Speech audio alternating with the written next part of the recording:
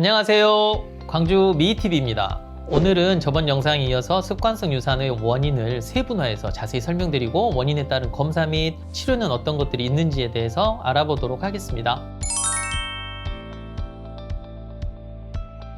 지금 나오고 있는 표를 보시면 대표적인 면역학적 원인으로는 항인지질 항체 증후군이라는 게 있습니다. 진단 기준은 혈액 검사를 해서 특정한 항체가 있는지, 임상 증상이 있는지를 보고 판단하게 되고요. 항인지질 항체가 있는 사람에게 왜 혈전증이 생기는지에 대해서는 아직 정확히 알려져 있지는 않지만 이 항체가 태반의 혈전증과 괴사를 촉진시켜서 결국은 유산을 일으키게 된다고 알려져 있습니다.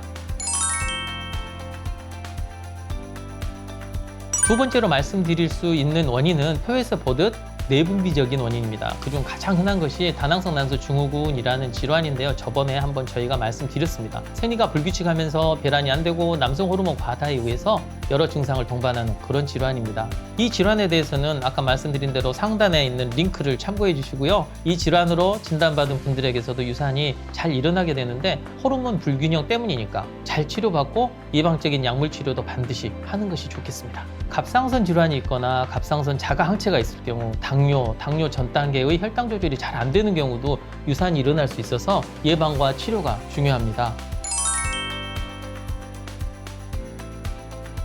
세 번째로 말씀드릴 수 있는 원인은요, 바로 해부학적인 겁니다. 자궁에 기형이 있거나 근종이 여러 개 있거나 너무 클 때, 자궁 유착이 있거나 자궁경관 무력증이 있을 때 유산이 될 수 있습니다. 그리고 부모의 염색체 이상이 있을 때도 습관성 유산이 일어나게 됩니다. 대개 2에서 5%의 습관성 유산이 바로 부모의 염색체 이상으로 인해 생기기 때문에 습관성 유산에 대한 검사에는 반드시 부모의 핵형 검사가 들어가게 됩니다. 예를 들어 부모 중 한 명이라도 균형전자 같은 염색체 이상이 있을 경우 표현형은 정상이지만 부모 2명의 염색체가 만나 세포 분열을 하는 과정에 이상이 발생해서 자연유산이나 기형이 발생하게 되는데 일반적으로는 여성 쪽 전좌라는 게 2배 이상 많고요. 상호 균형 전좌가 약 60%, 로버트소니안 전좌가 약 40% 정도 됩니다.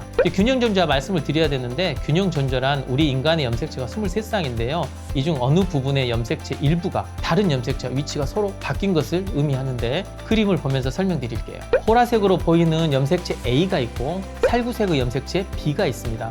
균형 전좌란 이 염색체 A와 B의 일부분이 그대로 서로 떨어져 나간 부위에 가서 붙게 되는 겁니다. 그래서 오른쪽 끝사진 보면 서로 색이 다른 염색체가 생기게 되는 거죠. 하지만 유전 물질 자체가 어디로 간 건 아니니까 염색체의 총량은 달라지지 않습니다. 이런 식으로 염색체의 일부분이 위치가 서로 바뀐 것, 이것을 바로 균형 전좌라고 합니다. 위치만 바뀐 거나 DNA 총량은 일정하기 때문에 태어나서 성장하는데 아무런 지장은 없습니다. 이것을 표현형은 정상이라고 말을 하는 거죠. 그러나 염색체가 절반으로 나뉘는 감수 분열을 통해 후세대에게 부모의 유전자를 전달하는 과정이 제대로 일어나지 못해서 유산이라는 것이 발생한다. 이렇게 이해하시면 되겠습니다. 또 유전자의 변형이 일어나서 특정한 체내 물질 대사를 잘 못하는 경우도 있는데요. 이 경우에도 유산이 발생하게 됩니다. 검사 받아보신 분들은 들어보셨을 수 있는데 호모타입, 헤테로타입이라고 부르는 게 특정 유전자 일부분이 변형되었다라는 것을 의미하고요. 이때는 3000에서 5000 마이크로그램 정도의 고용량의 엽산을 복용해야 합니다. 마지막으로 임신 초기에 세균성 감염도 유산이나 조산을 일으킬 수 있기 때문에 반드시 미리 검사해서 치료를 하시는 것이 좋겠습니다.